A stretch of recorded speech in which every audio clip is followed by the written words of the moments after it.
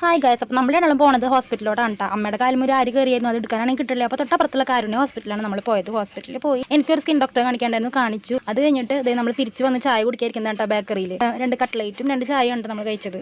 അമ്മയാണെങ്കിൽ വേദന എടുത്ത കഥകളൊക്കെ പറയായിരുന്നു. അത് കഴിഞ്ഞ് പോകാൻ നേരമായപ്പോൾ ഇങ്ങനെയുള്ളൊരു മിഠായി വാങ്ങി. എനിക്ക് ഇങ്ങനത്തെ മിഠായിക്ക് ഭയങ്കര ഇഷ്ടമാണ്.